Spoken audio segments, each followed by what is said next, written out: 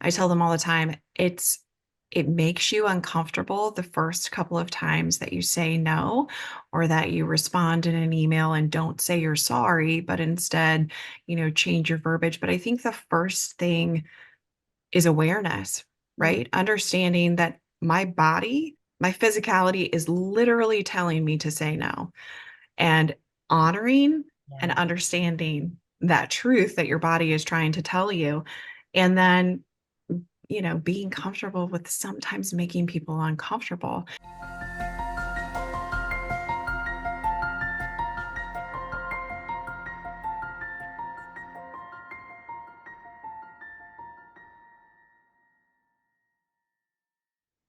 Hello, everyone. Elle Ballard is here today on our Empowered Global Women in Business podcast, and I have a special, beautiful guest with us today, Jennifer Thompson. Welcome. Thank you so much for having me. Thank you for taking the time. I'm excited for this conversation. And I just learned that our backgrounds are similar as well. Yes. I know there's a lot to talk about there. Uh, But definitely before we jump on, let me introduce you.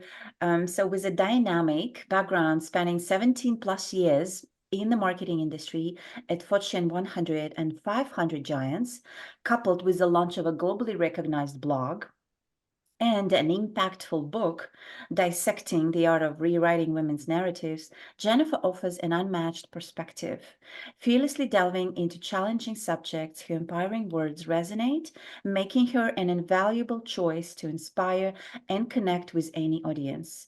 Her words have been shared by millions around the world and featured in dozens of national media outlets, including ABC News, the Today Show, and Good Morning America. She currently resides in rural Illinois with her husband and young son.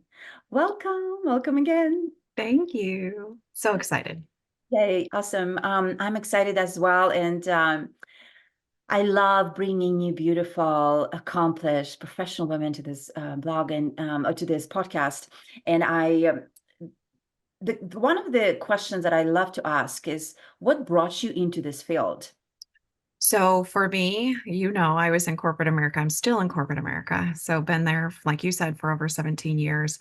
And when I had my son in 2016, I was struggling a little bit with motherhood and balancing being a career mom and all of the things. And I really wanted to create a space where women could be vulnerable and feel seen and connected. And I would say in a society where we are connected probably more than ever, there are a lot of people who are struggling with disconnect with one another and feeling seen. And so that's why I started the blog in 2018. And it's been an amazing, amazing ride. That's beautiful. But I so agree, right? Like it feels we are connected, Yes. but there's a huge disconnect. Yes, there really is. Yeah.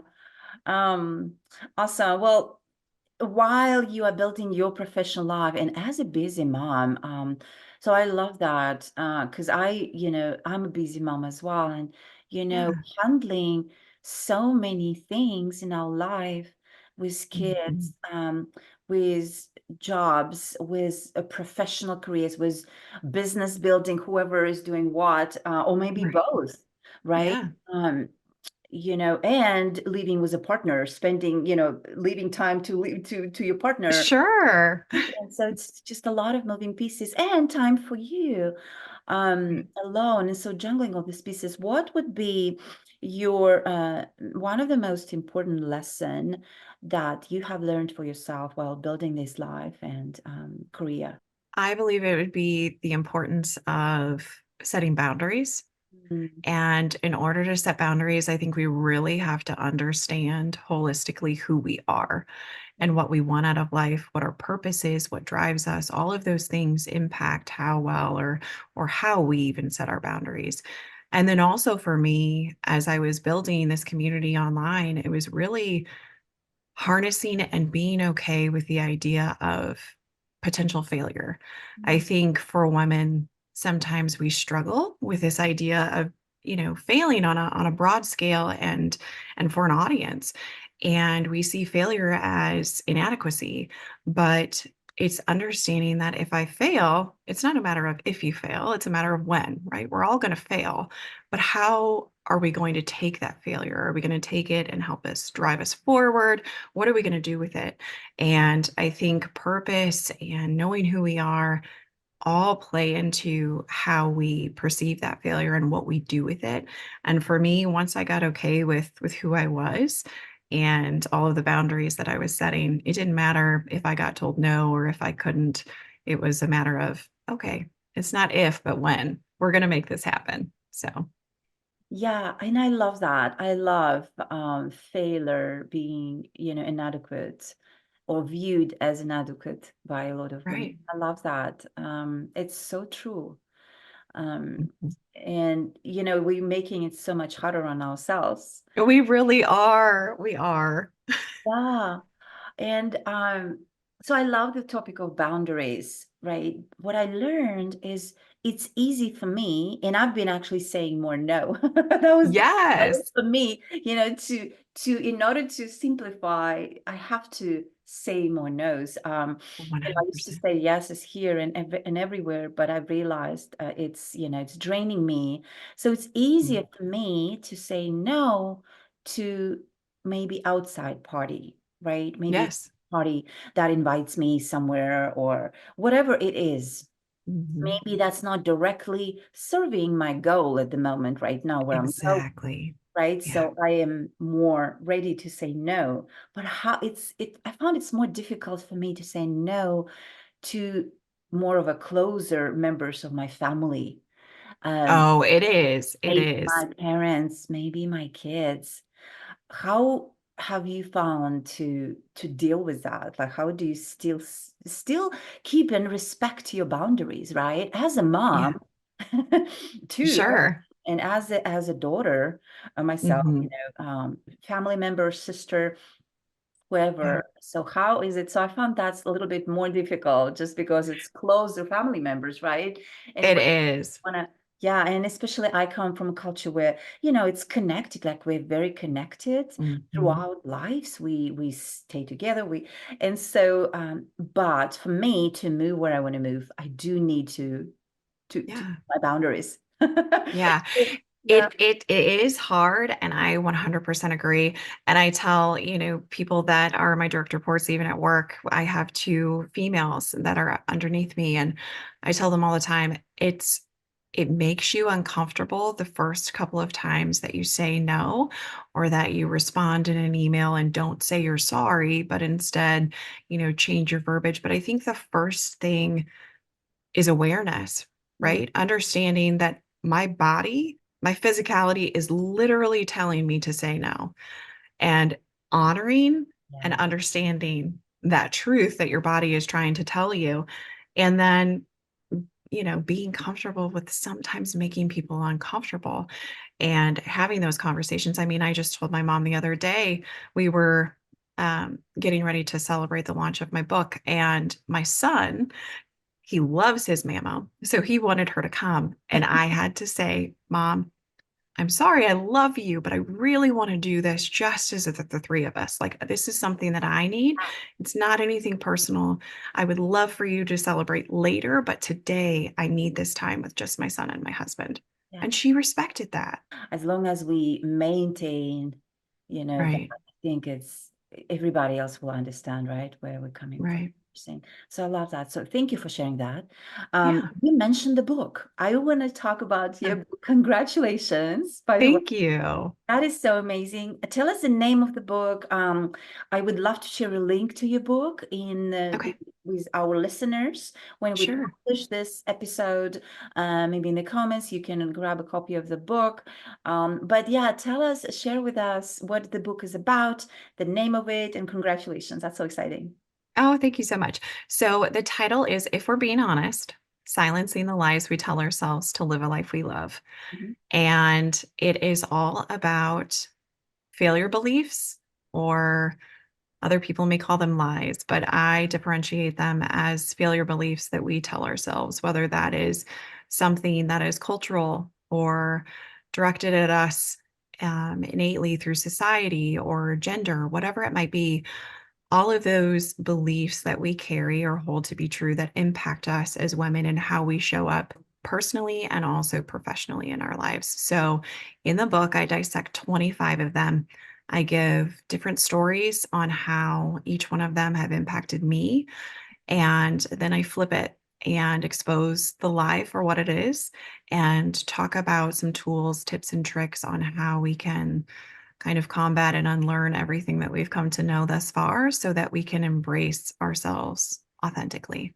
I love that so much. I think, oh, Thank this you. topic is so great, and I think it's so timely. I Thank love it so you. much. I cannot wait to read the book now. Now that you Yay. told me, because I didn't know the name of it. I just knew that there is a book. Yeah, yeah. I would love, love, love to check it out. And and I talk a lot about self-imposter syndrome, Yes. especially in women, especially, and how it's so fascinating.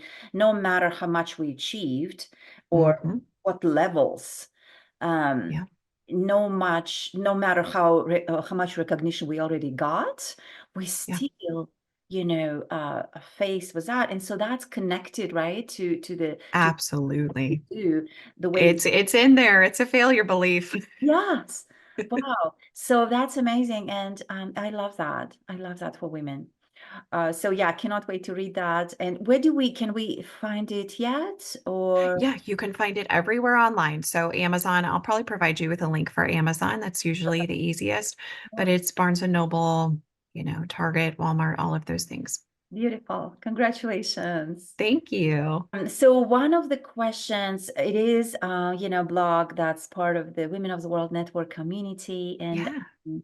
we are all, of course, women of the world. We bring our different, beautiful, unique perspectives to this world Mm. from different angles. So I'd like to ask a question of, what does it mean for you to be a woman of the world and building your business and professional life, Yeah.